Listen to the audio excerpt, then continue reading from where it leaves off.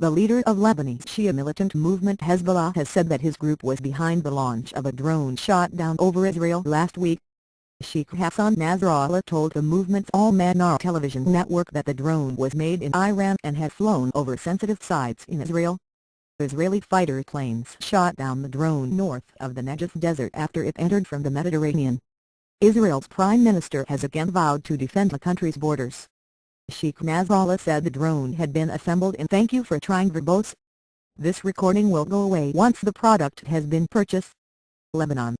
Sensitive sites. A sophisticated reconnaissance aircraft was sent from Lebanese territory and traveled hundreds of kilometers over the sea before crossing enemy lines and into occupied Palestine.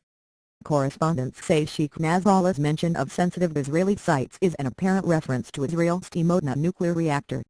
Possession of such an aerial capacity is a first in the history of any resistance movement in Lebanon and the region, he said. Referring to a drone sent by Hezbollah during its 2006 war against Israel, he added, "It's not the thank you for trying verbose. This recording will go away once the product has been purchased. First time, and it will not be the last. We can reach all the zones of Israel." Israeli Prime Minister Benjamin Netanyahu, speaking during a visit to the frontier with Egypt, said Israel was acting with determination to protect our borders.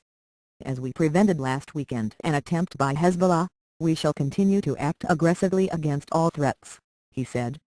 The drone, which did not carry any explosives, was destroyed over a largely uninhabited area.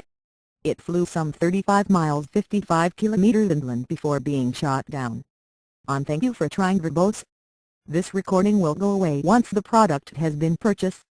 At least 3 occasions unmanned aircraft operated by Hezbollah have been detected over Israeli territory. Israel's media have published maps indicating the drone was launched near the southern Lebanese port city of Sidon.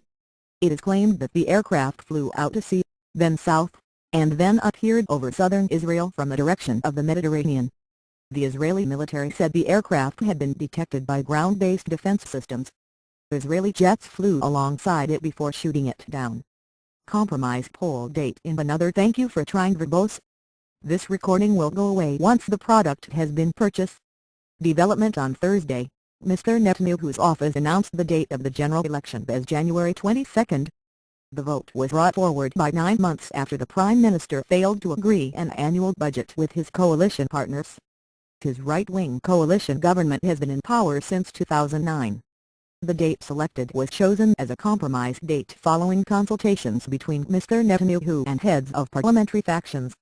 The next election for the 120-member Knesset, the Israeli parliament, had originally been scheduled to take place in October. "Thank you for trying verbose.